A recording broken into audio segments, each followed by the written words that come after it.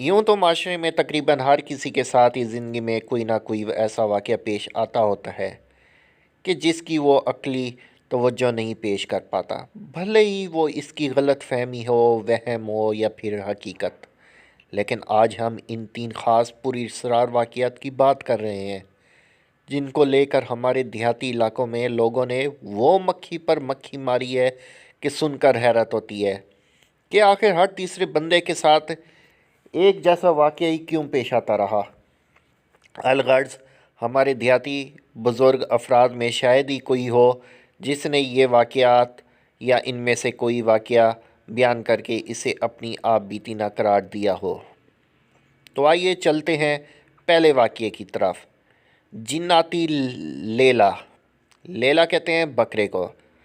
ایک دیہاتی شخص شام ڈھلنے کے بعد کہیں سے واپس آ رہا تھا تو اس نے راستے میں ایک تنہا کھڑا لیلا یا بکروٹا دیکھا جو سہما ہوا لگتا تھا۔ اس نے سوچا یہ لیلا گاؤں میں ہی کسی کا شخص کا ہے مگر ریوڑ سے بچھڑ گیا ہے۔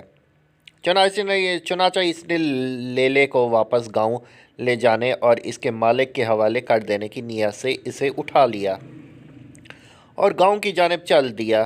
کچھ دیر بعد اسے احساس ہوا کہ لیلے کا وزن مسلسل بڑھتا جا رہا ہے اور بڑھتے بڑھتے اتنا ہو چکا ہے کہ اسے بازوؤں میں اٹھانا دشوار ہے۔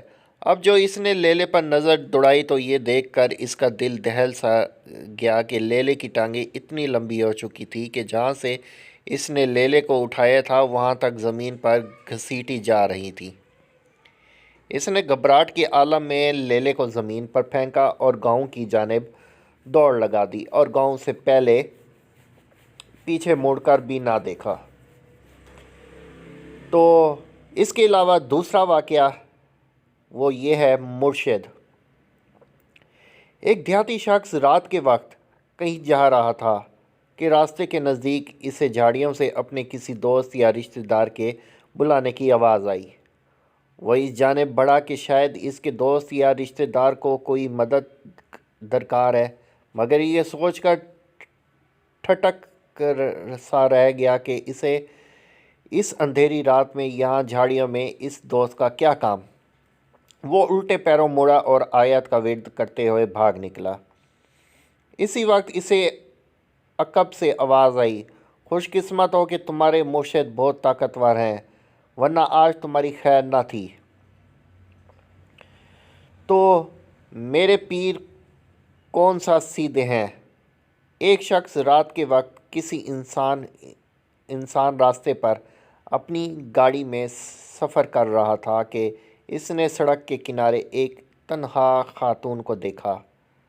دور دور تک کوئی سواری نہ تھی، چنانچہ اس نے از رات ترہم اس عورت کو اس کی منزل تک ساتھ لے جانے کا قصد کیا اور خاتون کو گاڑی میں بٹھا لیا۔ گاڑی کچھ ہی دور گئی ہوگی کہ اچانک اتفاقاً اس کی نظر عورت کے پیروں پر پڑ گئی۔ تو یہ دیکھ کر اس کے اوزان خطا ہو گئے کہ وہ عورت کے پیر الٹے یعنی پیچھے کی سمت موڑ رہے تھے۔ اب اس کی حالت یہ تھی کہ کاٹو تو بدن میں لہو نہیں۔